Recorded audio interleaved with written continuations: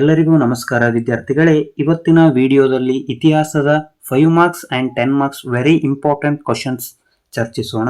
ಮೊದಲನೇದಾಗಿ ಎಲ್ಲರಿಗೂ ಮೊದಲು ಗೌತಮ್ PUC ಅಕಾಡೆಮಿ ಯೂಟ್ಯೂಬ್ ಚಾನಲ್ಗೆ ಸ್ವಾಗತ. ಈ ವಿಡಿಯೋ ನೋಡುವುದಕ್ಕಿಂತ ಮುಂಚೆ ಗೌತಮ್ PUC ಅಕಾಡೆಮಿ ಯೂಟ್ಯೂಬ್ ಚಾನಲ್ನ ಸಬ್ಸ್ಕ್ರೈಬ್ ಮಾಡಿ ಮತ್ತು ಪಕ್ಕದಲ್ಲಿರುವ ಬೆಲ್ ಐಕಾನ್ ಕ್ಲಿಕ್ ಮಾಡಿ.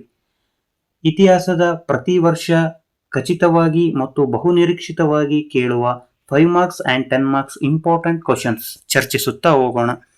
ಮೊದಲು ಈ 3 ಪ್ರಶ್ನೆಗಳಲ್ಲಿ ಅಂದರೆ ಗಾಂಧಾರ ಕಲಾಶೈಲಿಯ ಪ್ರಮುಖ ಲಕ್ಷಣಗಳನ್ನು ವಿವರಿಸಿ, ಚೋಳರ ಗ್ರಾಮಾಡಳಿತವನ್ನು ವಿವರಿಸಿ, ಮಹಾವೀರನ ಜೀವನ ಮತ್ತು ಬೋಧನೆಗಳನ್ನು ವಿವರಿಸಿ. ಈ 3 ಪ್ರಶ್ನೆಗಳಲ್ಲಿ ಒಂದು ಪ್ರಶ್ನೆ ಖಚಿತವಾಗಿ ಮತ್ತು ಬಹುನಿರೀಕ್ಷಿತವಾಗಿ ಕೇಳುವ ಪ್ರಶ್ನೆಯಾಗಿದೆ. ಏಕೆಂದರೆ 4ನೇ ಅಧ್ಯಾಯದಲ್ಲಿ ಪ್ರತಿ ವರ್ಷ 5 ಅಂಕದ ಒಂದು ಪ್ರಶ್ನೆಗಳನ್ನು ಕೇಳಲೇಬೇಕು. ಈ ಅಧ್ಯಾಯದಲ್ಲಿ ಈ 3 ಪ್ರಶ್ನೆಗಳಲ್ಲಿ ಪ್ರಮುಖವಾಗಿ ಒಂದು ಪ್ರಶ್ನೆ ಕೇಳಲಾಗುತ್ತದೆ. ತದನಂತರ 5ನೇ ಅಧ್ಯಾಯದಲ್ಲಿ ಶಿವಾಜಿಯ ದಿಗ್ವಿಜಯಗಳನ್ನು ವಿವರಿಸಿ, ತಾಳಿಕೋಟೆ ಕದನದ ಕಾರಣಗಳು ಮತ್ತು ಪರಿಣಾಮಗಳನ್ನು ವಿವರಿಸಿ. ಈ 2 ಪ್ರಶ್ನೆಗಳಲ್ಲಿ ಪ್ರಮುಖವಾಗಿ ಒಂದು ಪ್ರಶ್ನೆ ಕೇಳಲೇಬೇಕು. ಈ 2 ಪ್ರಶ್ನೆಗಳು ಬಹಳ ಮುಖ್ಯ. ಅದಾದ ನಂತರ 7ನೇ ಅಧ್ಯಾಯ ಅಂದರೆ ಸ್ವಾಮಿ ವಿವೇಕಾನಂದರ ಜೀವನ ಚರಿತ್ರೆಯನ್ನು ಬರೆಯಿರಿ.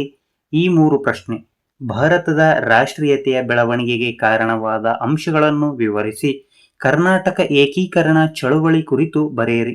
ಈ 3 ಪ್ರಶ್ನೆಗಳಲ್ಲಿ ಒಂದು ಪ್ರಶ್ನೆ ಖಚಿತವಾಗಿ ಬರುತ್ತದೆ. ನಂತರ this is created by Gautam. ನಂತರ 10 ಅಂಕದ ಪ್ರಮುಖ ಪ್ರಶ್ನೆಗಳು. ಮೊದಲನೆಯದಾಗಿ ಈ 3 ಪ್ರಶ್ನೆಗಳಲ್ಲಿ ಗೌತಮ ಬುದ್ಧನ ಜೀವನ ಮತ್ತು ಬೋಧನೆಗಳನ್ನು ಬರೆಯಿರಿ, ಅಶೋಕನ ಜೀವನ ಮತ್ತು ಸಾಧನೆಗಳನ್ನು ವಿವರಿಸಿ, ಗುಪ್ತರ ಕಾಲವನ್ನು ಭಾರತೀಯ ಇತಿಹಾಸದಲ್ಲಿ ಸುವರ್ಣ ಯುಗ ಎಂದು ಕರೆಯಲಾಗುತ್ತದೆ ಏಕೆ. ಈ 3 ಪ್ರಶ್ನೆಗಳಲ್ಲಿ ಒಂದು ಪ್ರಶ್ನೆ ಖಚಿತವಾಗಿ ಅಥವಾ ಬಹುನಿರೀಕ್ಷಿತವಾಗಿ ಕೇಳುತ್ತಾರೆ. ತದನಂತರ 5ನೇ ಅಧ್ಯಾಯದಲ್ಲಿ ಕೇವಲ ಮಹಮ್ಮದ್ ಬಿನ್ ತುಘಲಕ್ನ ಆಡಳಿತ ಪ್ರಯೋಗಗಳನ್ನು ವಿಮರ್ಶಾತ್ಮಕವಾಗಿ ವಿಶ್ಲೇಷಿಸಿ. ಈ ಪ್ರಶ್ನೆಗಳನ್ನು ಮಾತ್ರ ಬಹಳ ಆಸಕ್ತಿ ಕೊಟ್ಟು ಓದಬೇಕು. ನಂತರ ಅಕ್ಬರ್, ಅದು ಕೇಳುವ ಸಾಧ್ಯತೆ ಬಹಳ ಕಡಿಮೆ. ಆದ್ದರಿಂದ ಈ ಪ್ರಶ್ನೆಯನ್ನು ಮಾತ್ರ ಬಹು ಆಸಕ್ತಿದಾಯಕದಿಂದ ಓದಿಕೊಳ್ಳಿ. ನಂತರ 7ನೇ ಅಧ್ಯಾಯ ಸರ್ ಎಂ ವಿಶ್ವೇಶ್ವರಯ್ಯರನ್ನು ಆಧುನಿಕ ಮೈಸೂರಿನ ನಿರ್ಮಾತೃ ಎಂದು ಏಕೆ ಕರೆಯುತ್ತಾರೆ ಇವುದು ಮತ್ತು ತದನಂತರ ಭಾರತದ ಸ್ವಾತಂತ್ರ್ಯ ಚಳವಳಿಯಲ್ಲಿ ಮಹಾತ್ಮ ಗಾಂಧೀಜಿಯವರ ಪಾತ್ರ. ಈ 2 ಪ್ರಶ್ನೆಗಳಲ್ಲಿ ಒಂದು ಪ್ರಶ್ನೆ ಖಚಿತವಾಗಿ ಬಂದೇ ಬರುತ್ತದೆ. ಎಲ್ಲರೂ Gautam PUC academy YouTube channel ಅನ್ನು ಸಬ್ಸ್ಕ್ರೈಬ್ ಮಾಡಿ. ಧನ್ಯವಾದಗಳು.